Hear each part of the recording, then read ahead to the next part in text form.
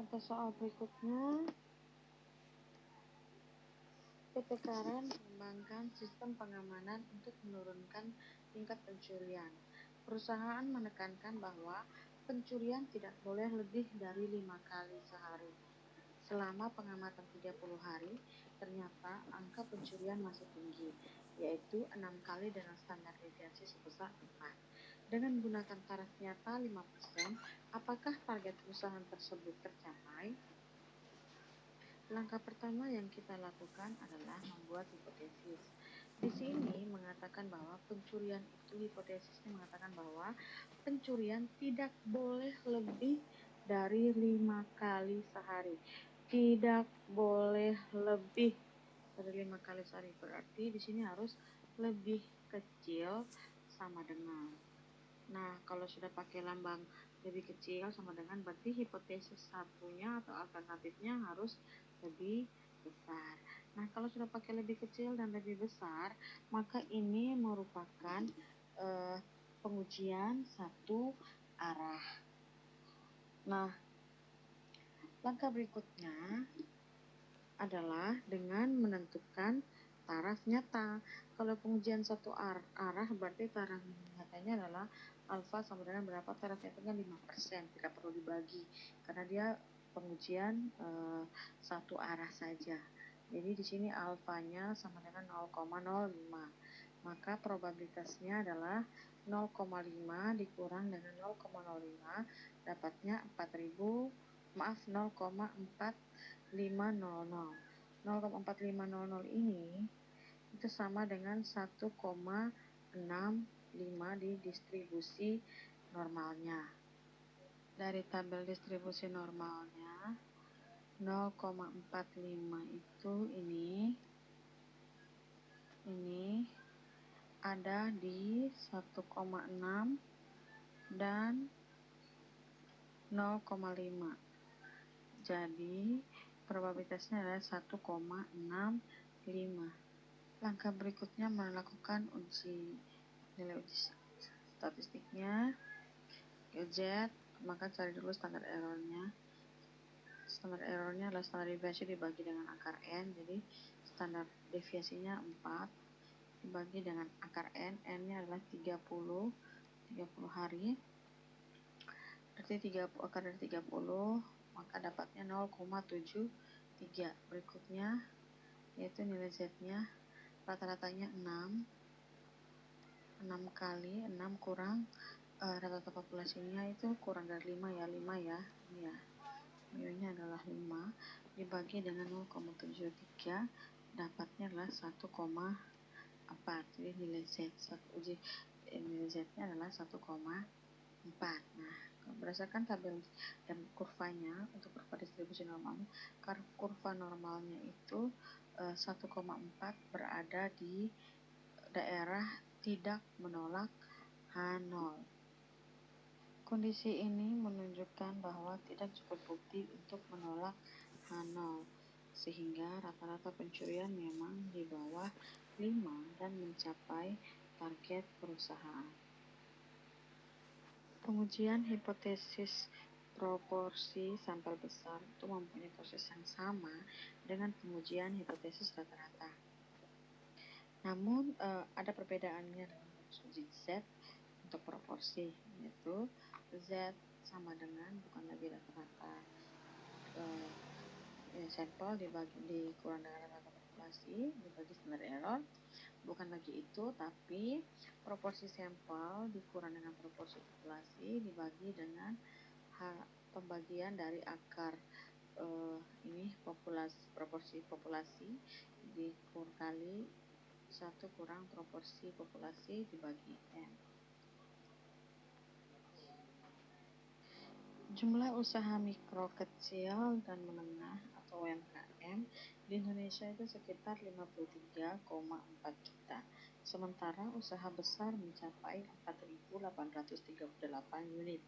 Sehingga jumlah UMKM mencakup 99,99% dari kegiatan usaha di Indonesia. Untuk meningkatkan akses UMKM terhadap pemodalan, pemerintah melaksanakan program kredit usaha rakyat tepatnya paling tidak 25% penerimaan KUR adalah UMKM.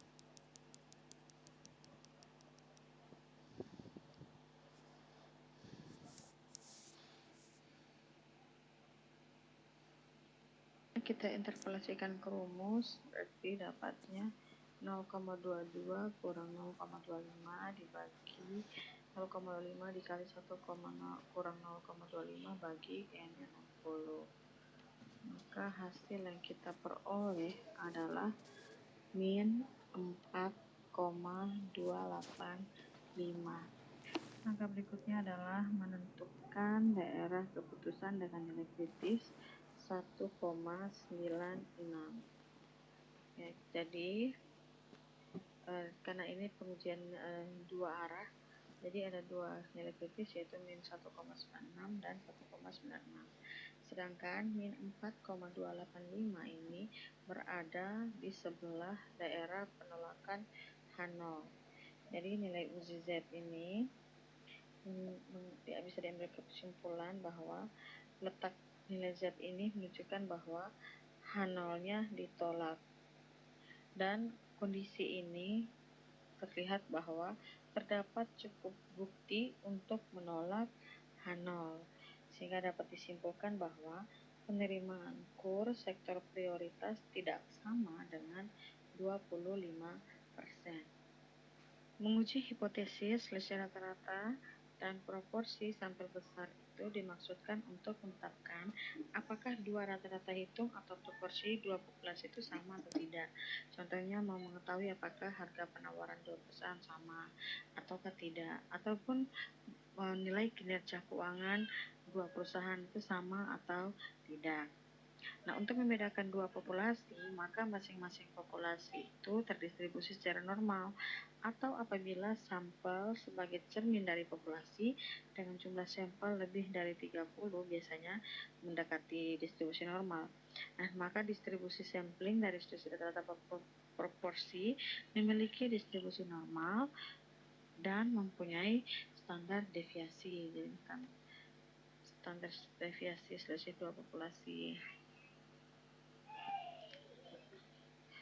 Kemudian namun standar deviasi populasi itu harus diketahui, namun bisa saja nilai ini tidak diketahui apabila tidak dilakukan sensus.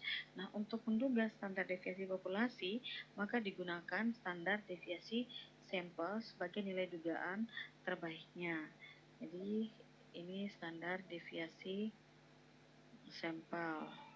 Kemudian untuk nilai uji Z, statistik Z itu dirumuskan seperti ini.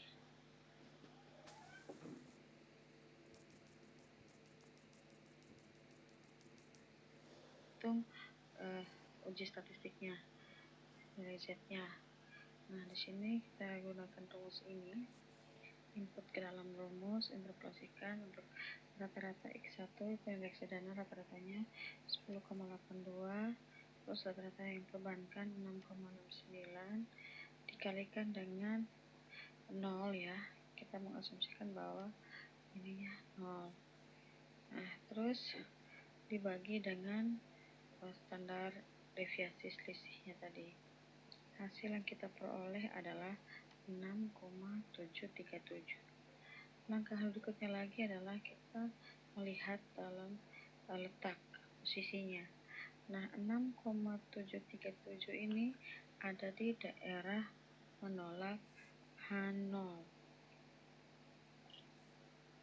Jadi dengan nilai kritis Z sama dengan 1,96, maka H0-nya ditolak, yang artinya terdapat cukup bukti bahwa hasil investasi pada reksadana dan perbankan adalah tidak sama. Proporsi dari dua populasi juga mengikuti kaidah normal. Jadi begitu juga dengan distribusi selisih dua proporsinya. Oleh sebab itu, proporsi pengujian selisih proporsi dapat menggunakan distribusi Z.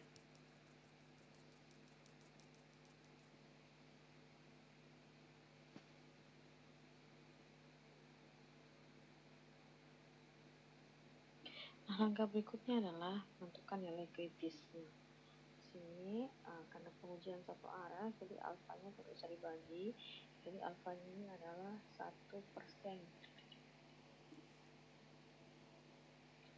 Tingkat kepercayaannya adalah 1%. Jadi alfanya adalah 0,01.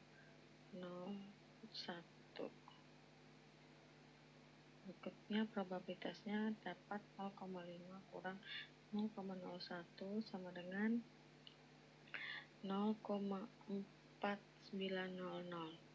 Nah, ini distribusi normalnya berada probabilitasnya adalah 2,33.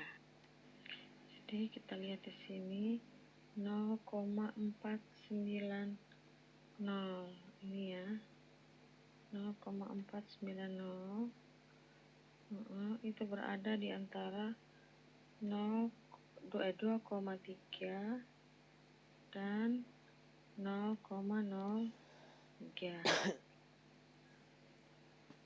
Di antara 2,3 dan 0,03. Jadi probabilitasnya adalah 2,33. Langkah berikutnya adalah melakukan uji statistik dengan menggunakan